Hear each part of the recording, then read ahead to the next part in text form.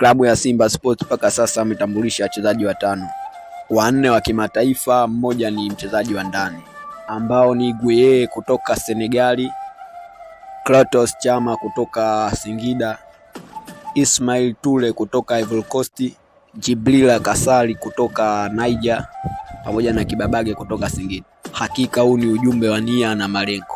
Simba Sport wanaenda kujenga kikosi cha ushindani kwa ajili ya ligi ya ndani pamoja na hatua makundi kimataifa, kuhakikisha wanavuka hatua inayofuata na kusawazisha makosa ambayo wamewahi kuyafanya nyuma katika hatua makundi.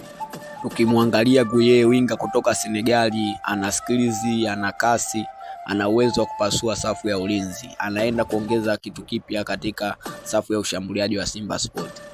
Tukimwangalia Ismail Toure, beki kutoka Ivory Coast, ni beki wa kati mwenye nguvu na uwezo wa kusoma mchezo, anaenda kuongeza uimara katika safu ya ulinzi ya Simba Sport. Tukimwangalia golikipa Jibril Kasali, ni mlinda mlango ambaye anajituma sana akiwa langoni, ni mtu ambaye anajua kupanga safu yake ya ulinzi pamoja na mikono salama akiwa langoni. Clatous Chama, hakuna mtu ambaye ana doubt uwezo wake, ni mchezaji ambaye ni mzoefu katika ligi kuu ya Tanzania bara na pia ni mchezaji ambaye ni mkongwe katika klabu ya Simba Sport.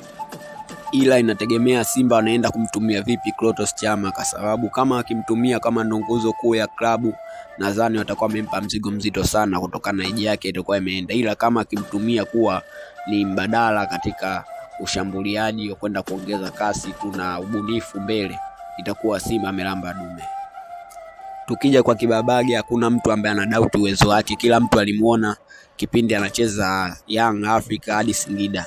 Ni mchezaji ambaye anaweza kukupa matokeo chanya timu ikiwa inashambulia sana.